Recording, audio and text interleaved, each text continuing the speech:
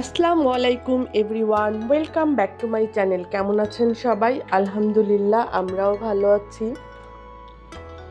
আজকে সারাটা দিন বৃষ্টি। সকালে ঘুম থেকে ওঠা শুরু করেই দেখতেছি যে এরকম টিপ টিপ করে বৃষ্টি পড়তেছে।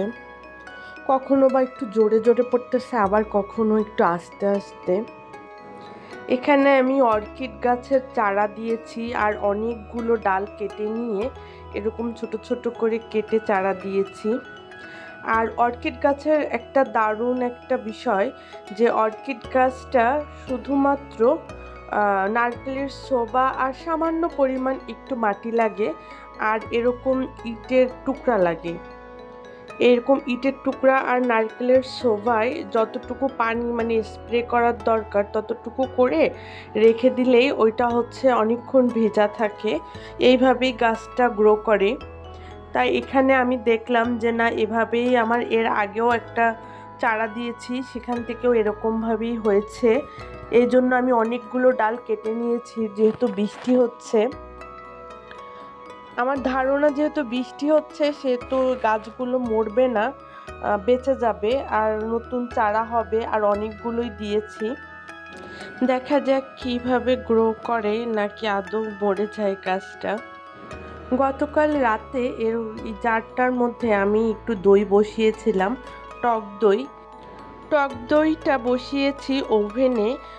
ওভেনে একটু প্রিহিট করে নিয়ে তারপরে আগের যে টক দই ছিল সেটার সাথে একটু দুধ মিক্সড করে দিয়েই আমি ওভেনের মধ্যে বসিয়ে দিয়েছিলাম।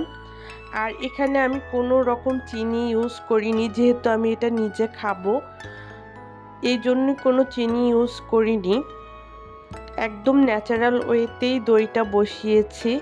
আলহামদুলিল্লাহ, সকালে ঘুম থেকে উঠে দেখি খুব সুন্দরভাবে দই হয়েছে।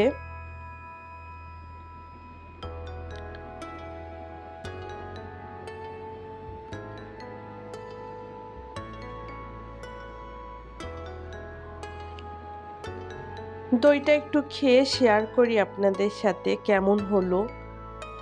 খুবই মজাদার হয়েছে। এত পারফেক্ট হবে আমি কখনো এটা ভাবতে পারিনি। এই জন্য একদম অল্প পরিমাণ বসিয়েছিলাম যে দেখা যাক কি হয়। আজ সারাদিন বৃষ্টি হওয়ার কারণে আমার যে হেল্পিং হ্যান্ড আছে সে আজকে আসেনি। হেল্পিং হ্যান্ড না থাকলে একটা বাচ্চা নিয়ে কিভাবে সংসারের কাজগুলো আমি গুছিয়ে নিই সেটাই শেয়ার করব। ঘরটা ঝাড়ু দিয়ে এসে এখানে একটু খিচুড়ি বসিয়ে দিয়েছি আমার আর আলভির জন্য। এটা আমাদের দুপুরের জন্য বসিয়েছি, যেহেতু খুব বৃষ্টি হচ্ছে। ভাবলাম একটু সবজি খিচুড়ি করে আমি আর আলভি খেয়ে নিই। খিচুড়িটা বসিয়ে দিয়েই এবার কাজকর্মে লেগে গেলাম, কারণ আজকে খালা আসেনি। আজ সব কাজগুলোই আমাকে করতে হবে। হেল্পিং হ্যান্ড ছাড়া একটা বাচ্চা নিয়ে সংসারের কাজগুলো করা আসলে ভীষণ টাফ। তারপরেও কিছু তো করার নেই। একটু বেশি বৃষ্টি হলেও আসে না, আবার একটু বেশি রোদ উঠলে বেশি গরম লাগলেও আসে না। এটাই হচ্ছে কাজের বুয়াদের অবস্থা। যাই হোক, এখানে যে ড্রাই ফ্রুটগুলো আনছে, কিন্তু আমি এগুলো এখনো গোছাতে পারিনি। আসলে মাঝে মাঝে আমার এমন কিছু দিন যায়, সেই দিনগুলো আমার কোনো কাজই করতে ইচ্ছে করে না, খুব অলসতা লাগে।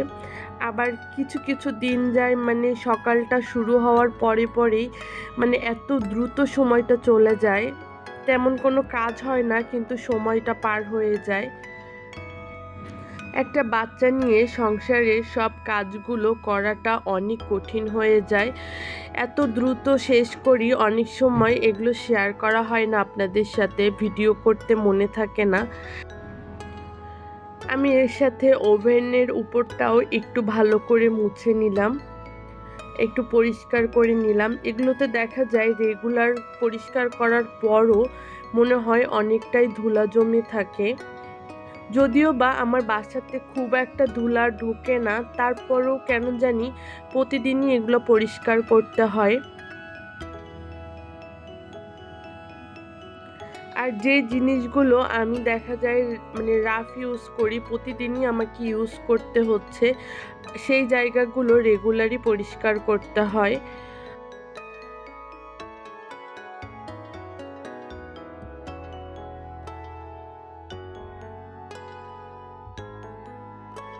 মেয়েদের কিছু শখের জায়গা আছে, সেই জায়গাগুলো মেয়েরা অনেক পরিপাটি করে গুছিয়ে রাখে। আর সেই জায়গাগুলো সারাদিনে দেখা যাচ্ছে এটা ওটা একটু সরিয়ে রাখে বা একটু ঘুরিয়ে রাখে, একটু গুছিয়ে রাখে। তার মধ্যে হচ্ছে কুকারিজ আইটেম একটা। ঘর সংসারের মধ্যে কুকারিজ আইটেমগুলো মেয়েদের সবথেকে বেশি পছন্দের একটা জিনিস। কুকারিজ আইটেমগুলোর মধ্যে যদি কোনো একটা জিনিস দেখবেন যদি ভেঙে যায়, তাহলে মনটা খুব খারাপ হয়ে যায়। সারাটা দিন মনের মধ্যে খুঁতখুত করে যে কি করে ভাঙলো, এটা যদি আমি না ধরতাম, নাই করতাম, কাছে যাইতাম, তাহলে মনে হয় আজকের দিনে এই জিনিসটা নষ্ট হতো না। এরকম তো আমার মনে হয় শখের জিনিসগুলো নিয়ে যদি যে কোনো একটা নষ্ট হয়ে যায়, তাহলে এরকমই হয় আমার। সারাটা দিন মনের মধ্যে খুঁতখুত করে। আমি টিভি ক্যাবিনেটগুলো একটু পরিষ্কার করে নিচ্ছি, ভাবলাম যেহেতু পরিষ্কার করতে ধরেছি আগে এগুলো একটু পরিষ্কার করে নিই।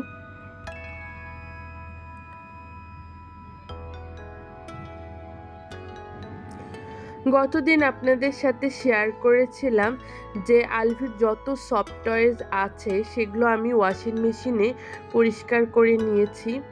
দেখেন একদম নতুনের মতো হয়ে গেছে আর এত সুন্দর হয়েছে পরিষ্কার, মানে ভাবার বাহিরে। আমি হাতে পরিষ্কার করলেও মনে হয় এত সুন্দর পরিষ্কার হতো না আর এত দ্রুতভাবে শুকাতো না। আমি এর আগেও একবার আমার খালাকে দিয়ে পরিষ্কার করিয়ে নিয়েছিলাম, কিন্তু সে ঠিকভাবে পরিষ্কার করতে পারিনি।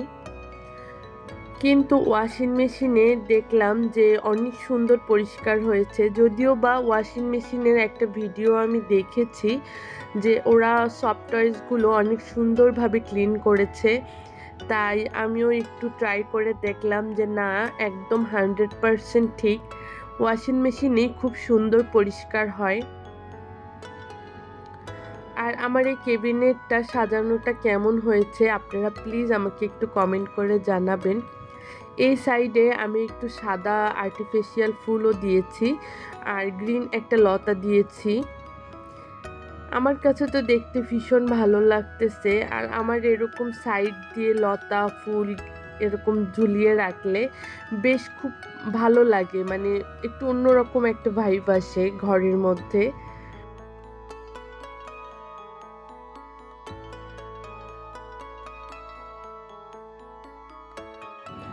আমি এখান থেকে আলভির কিছু গাড়ি খেলনাও সরিয়ে ফেলেছি, আর অনেকটাই হয়ে গিয়েছিল আর একটা হিবিজিবি লাগছিল। আর এখানে এই ক্যাবিনেটের মধ্যে যে ফ্লাওয়ার ভাসটা আছে এইটা কিন্তু আমি যশোর থেকে কিনে নিয়ে আসছিলাম। আর এটা কিন্তু ঠিক এরকম ছিল না, ফুল দিয়ে সাজানো ছিল না, জাস্ট শুধু একটা রিক্সা টাইপের একটা ফ্লাওয়ার ভাস ছিল, মানে পিছনে একটা বাস্কেট দেওয়া আর একটু সাইকেল টাইপের। আর এই সম্পূর্ণটাই আমি ডেকোরেশন করেছি ফুল দিয়ে। আমার কাছে তো এটা ভীষণ ভালো লাগতেছে। আর যখন এটা আমি ওয়াশ করি তখন আমার কাছে এটা সুবিধাও মনে হয়, উপরের ফুলগুলো ওয়াশ করে আবার উপরে সুন্দর করে আবার আগের মতো সেট আপ করে ফেলি, অল্প টাইমের মধ্যেই ওটা ক্লিন করা যায়। আর আমার বেসিন এরিয়াটা তো আপনাদের সাথে আগেই শেয়ার করেছি, এই জায়গাটাও আমার ভীষণ পছন্দের। জানি না এত ধৈর্য নিয়ে কে এখন পর্যন্ত আমার ভিডিও দেখছেন, তবে বলবো যারা আমার ভিডিও দেখছেন তারা লাইক দিতে ভুলে গেছেন কিনা প্লিজ একটা লাইক দিয়ে দিবেন, আর আমার ভিডিওটি শেয়ার করে দিবেন ফ্যামিলি অ্যান্ড ফ্রেন্ডসদের সাথে।